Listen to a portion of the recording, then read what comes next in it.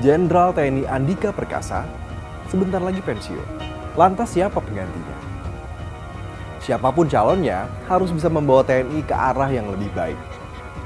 Terutama memasuki tahun politik di 2024. Menurut kalian siapa? Jangan kemana-mana, kita bahas di Quick Insight.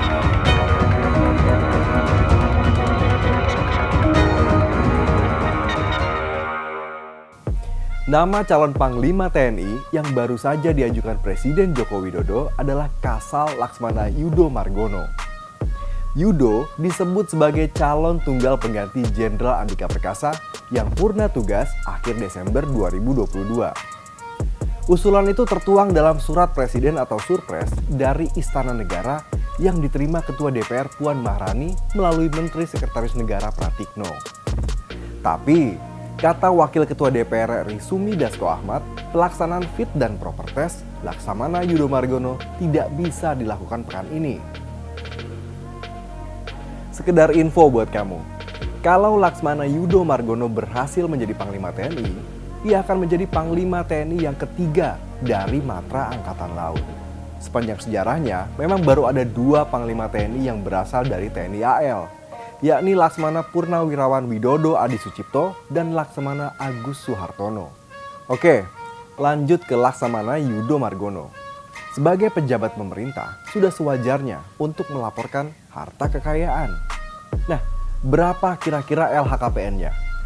Dilansir dari berita1.com, Laksamana Yudo Margono memiliki harta sebanyak 17,97 miliar rupiah, berupa tanah dan bangunan sebesar 10,45 miliar, alat transportasi 1,63 miliar, dan kas atau setara kas sebesar 5,52 miliar.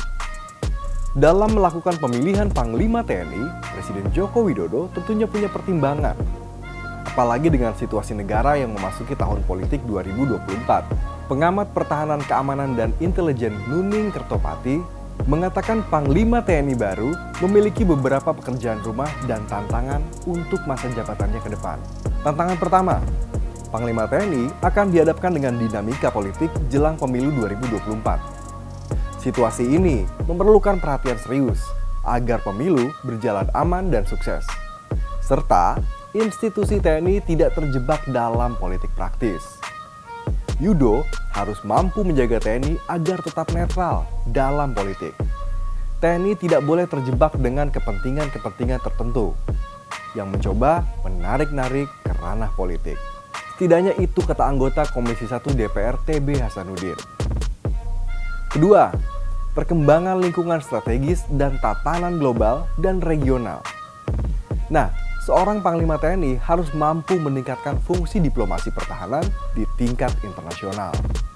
Nah, kalau menurut anggota Komisi 1 TB Hasanuddin, calon Panglima TNI yang baru harus melanjutkan program Roadmap Minimum Essential Force untuk menghadapi ancaman lingkungan hingga geopolitik.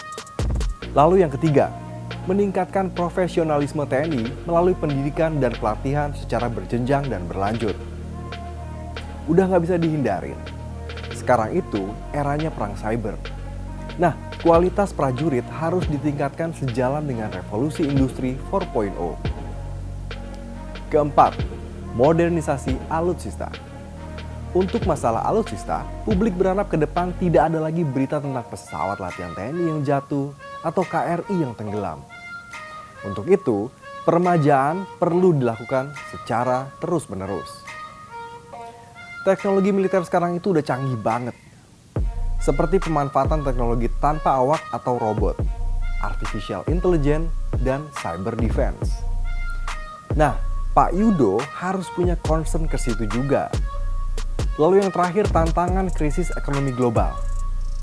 Kita semua tahu, tantangan Indonesia dan dunia yang dihantui resesi dan krisis energi serta pangan pada tahun 2023.